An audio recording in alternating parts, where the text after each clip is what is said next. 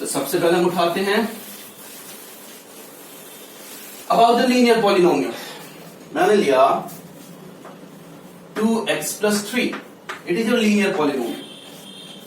अब हम पढ़ेंगे with the help of graph. Graph is very important, but उसके पहले आपको पता होना चाहिए जीरो ऑफ द पॉलिनोमियल क्या होता है guys. Zero of the polynomial क्या होता है, क्लास 9 में पढ़ा था। अगर आप 10th क्लास के बच्चे हो तो, और अगर आप 9th में हो तो आपको कुछ सीखने को मिलेगा। तो बताओ मुझे डिग्री ऑफ द पॉलिनोमियल क्या होता है, sorry zero of the polynomial क्या होता है। डिग्री तो होता है हाईएस्ट पावर, तो जीरो ऑफ द पॉलिनोमियल होता है x की वो value, the value of x या that value of x will satisfy this equation। यानी हम x की वैल्यू यहाँ पे क्या पुट करें कि ये इक्वेशन जीरो के इक्वल हो जाए।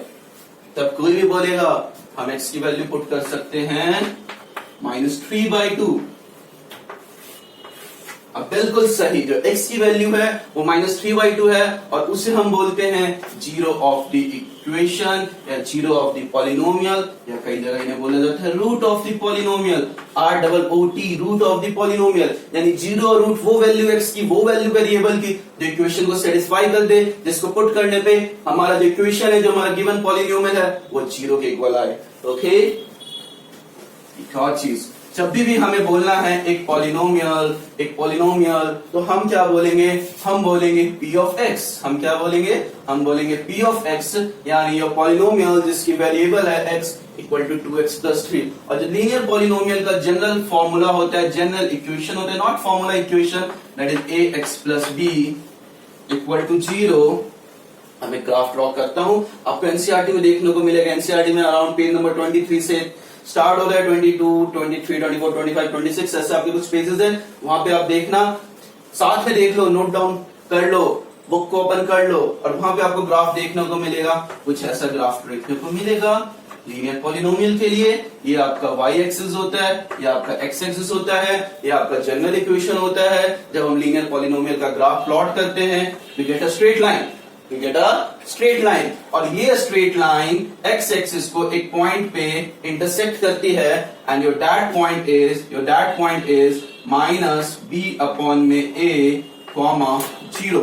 इसके कोऑर्डिनेट्स होते हैं, और जो माइनस b अपॉन में a होता है वो क्या होता है, जीरो ऑफ द पॉलिनोमियल या लीनियर पॉलिनोमियल। और यहाँ पे आपका y इंटरसेप्ट होता है, और याद रखना हमेशा जो कांस्टेंट टर्म होगा, ये आपका कांस्टेंट टर्म होगा, ये b होगा, ये क्या होगा, ये आपका y इंटरसेप्ट होगा। तो यहाँ पे जो y इंटरसेप्ट की वैल्यू आएगी 0,3। तो हमेशा आपका लीनियर पॉलिनोमियल की केवल एक ऐसी वैल्यू होगी, यानी जो एटमोस्ट जीरो होंगे, दैट जीरो इज 1 ओनली, केवल एक जीरो होगा। और वो वेरिएबल कुछ भी हो सकता है, वो जीरो कुछ भी हो सकता है, depending on your polynomial, your given equation, but zero हमेशा केवल एक और एक ही जीरो होगा, यानी यूनिक रूट होगा, यूनिक जीरो होगा। Clear guys? अब हम बढ़ते हैं किसकी तरफ, क्वाड्रेटिक पॉलिनोमियल की तरफ। काफी देखा होगा आपने, काफी सुना होगा क्वाड्रेटिक पॉलिनोमियल के बारे में। नहीं सुना तो आज मेरी क्लास में सुन लो। तो जो क्वाड्रेटिक पॉलिनोमियल होता है उसका जनरल फॉर्मूला होता है, we can say that p of x equal to what guys, ax square plus bx plus c।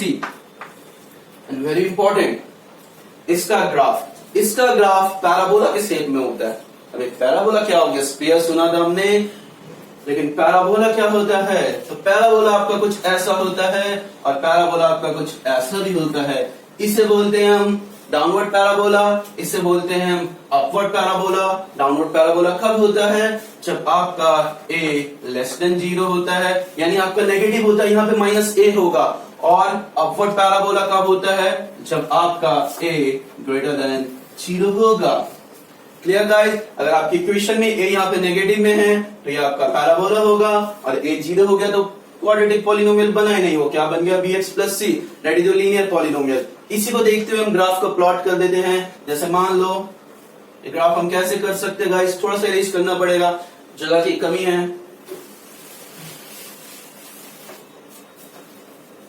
तो हमने माना ऐसा कुछ, क्लियर, यहां पे हमने ड्रॉ किया ऐसा कुछ, ये आपका क्वाड्रेटिक पॉलिनोमियल का ग्राफ है। ये दो पॉइंट है, इस पॉइंट को मैं मान लेता हूं a, एंड इसको मान लेता हूं a डैश।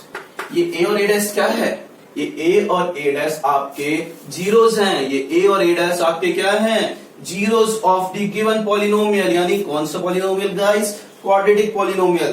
तो क्वाड्रेटिक पॉलिनोमियल के जो एट मोस्ट जीरो होते हैं, जो एट मोस्ट मतलब क्या, ज्यादा से ज्यादा, जो ज्यादा से ज्यादा जीरोस होते हैं वो होते हैं आपके 2। बट कभी कभी ऐसा होता है जो आपके जीरोस हो जाते हैं वो केवल एक जीरो होते हैं। क्या होते हैं आपके, एक जीरो होते हैं। तो इन दिस केस हम क्या बोलते हैं, हम बोलते हैं डिस्टिंक्ट जीरोस। डिस्टिंक्ट जीरोस यानी दो जीरोस हैं बट दोनों जीरोस क्या हैं, अलग अलग हैं, दे आर नॉट ट्विंस, दोनों क्या हैं, अलग अलग हैं। Clear guys? इरेज करता हूं, पॉज करना और इसे नोट डाउन कर लेना, काफी इंपॉर्टेंट है। अब जैसे मैंने कुछ ऐसा ग्राफ लिया और मैंने इस ग्राफ को, अब हम डाउनवर्ड पैराबोला ले लेते हैं। अब हमने इसको कुछ ऐसे ड्रॉ कर दिया।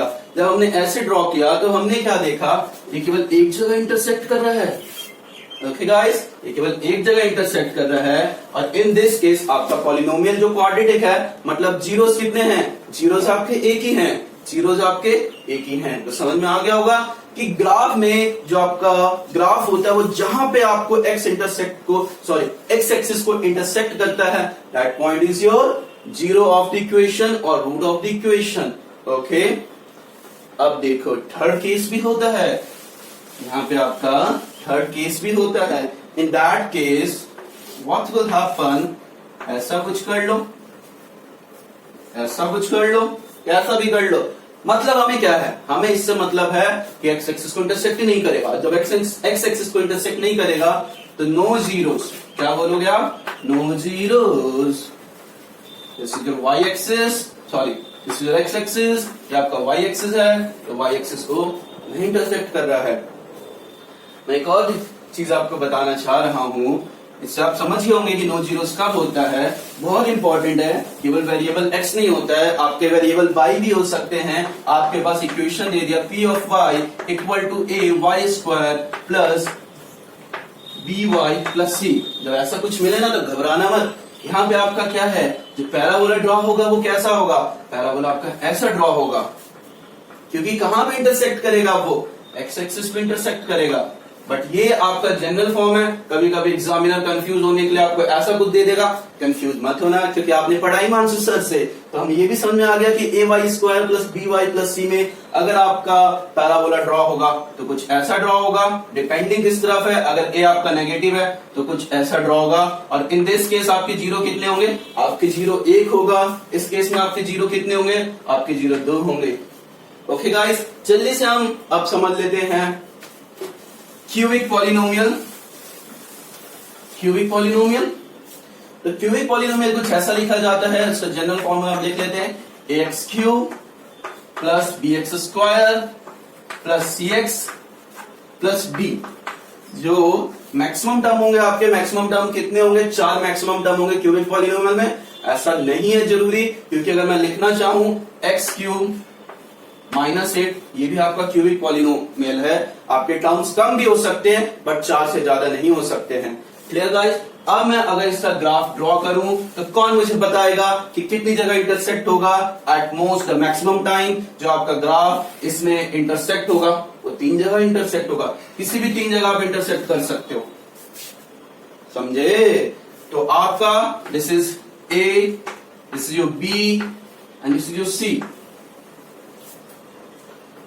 तो ये हमारा क्यूबिक पॉलिनोमियल का ग्राफ होता है। और एनसीईआरटी जरूर रीड करना। मेरी वीडियो अगर देख रहे हो, इंपॉर्टेंट है मेरी वीडियो, इतना इंपॉर्टेंट एनसीईआरटी। आपको एनसीईआरटी में ये सारी चीज देखने को मिलेगी, ग्राफ समझने को मिलेगा। क्योंकि अगर आप ग्राफ समझ गए तो आपको पता चल जाएगा कि रूट्स कितने होते हैं, रूट्स कहाँ पे होते हैं, कहाँ पे होते हैं रूट्स कौन बताएगा। यहाँ पे एक्स एक्सिस को ग्राफ इंटरसेक्ट करता है, जो आपकी लाइन है वो एक्स एक्सिस को इंटरसेक्ट करती है। तो विद दिस हमारा ग्राफिकल मेथड खत्म होता है। अब हम करेंगे क्या, अब हम करेंगे जीरोस ऑफ द पॉलिनोमियल के बारे में थोड़ा डिटेल में पढ़ेंगे। तो हम चलते हैं